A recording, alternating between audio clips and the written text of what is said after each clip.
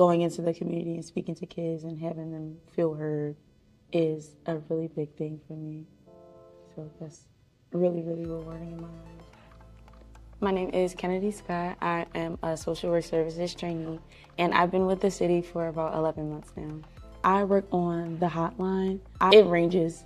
So some days I'm on the phone, I'm answering the phones, making those reports that people are calling in. I might be processing certain reports. I also go to people's homes. I'm in a unit, it's called the screen unit. So we go to make sure reports are actually like necessary and they're needed. And if they're not, we can say, hey, let's offer you some support or let's give you some services instead of you getting like a full investigation and someone coming into your life and making things like a little harder.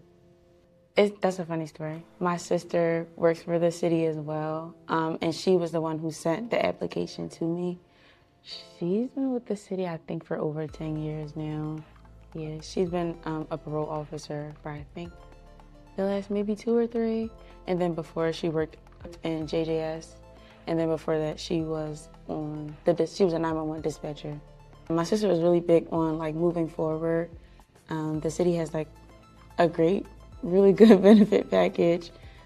So right now, even in like the tougher times, even in her experiences, like those really tough times that she had, she was like, no, like it's great to think about like your future and where you want to set yourself up to be. And I think the city is like a great place to set yourself up to be in a good position.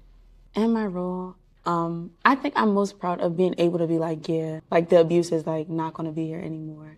Or like going to make sure like the kids are good and like seeing them be heard about the things that may or may not be going on in their homes. I think it's really helped me grow on a personal level.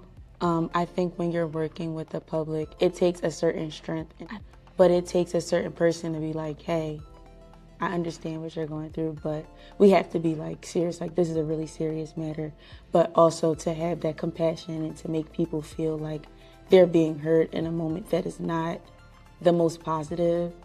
It's a very vulnerable spot to be in, like, hey, DHS comes to your house and now everybody's frazzled, everybody's upset, but it takes a certain person to be like, you know what, it's okay, like it's fine, but we have to get down to what we have to get down to. We have to talk about the allegations that are here, and I'm here to make sure your family is okay.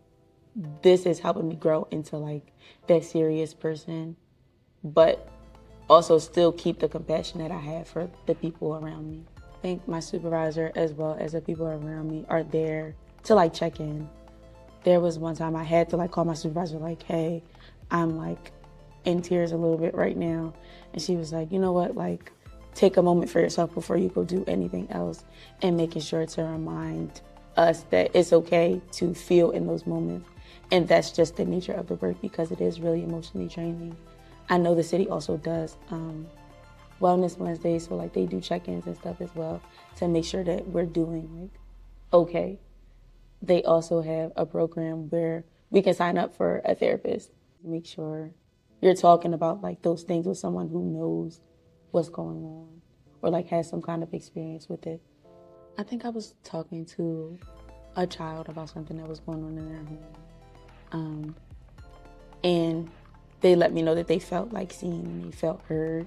And that's like what I'm here for, to make them feel like they have somebody to talk to about the things, and like they're here to be protected. Like we're here to protect you in every single way that we can. In my day-to-day, what keeps me motivated is the thought of making sure families are okay and they're receiving the services that they need. Another thing that keeps me motivated is my village here at work. So my supervisors, my coworkers as well, letting me know like, hey, it's not the easiest job in the world. Like it's gonna be hard, but it's gonna pay off and you're doing a good thing. I would say just do it. Just apply. It may feel like you don't have all the qualifications. You may not feel like you're ready because it's serious being a social worker. It's serious working for the city, like period. Like it's a really adult thing, and it's a really adult place, but you'll have the village, you'll have the people around you to support you, and it's nothing that if you're thinking about you truly can't handle. I feel like it's one of those things that is definitely not for everybody, but it doesn't hurt to see if it's for you or it's not for you. But in coming here, it's meeting people who love the same things that you love, or y'all have so many things in common. It's like, wow, like it's people that work here, like actual people, and not robots that people kind of make it out to be. There's a lot of hard work to be done in your day-to-day working at a job like this. But there are things that people are coming up with. So we have a morale committee. So we have a fish fry coming up. In December, I think we had a holiday party. And then there are also like little things going on throughout the office. We had an Easter egg hunt. It's a lot, but it's also, it can be really, really fun. Like I said, you work with people, and the people that work here, in my opinion, I think they're really fun. I think they're really cool, the people that I've come across so far. I think everybody does a really great job of making sure that we're all like put together.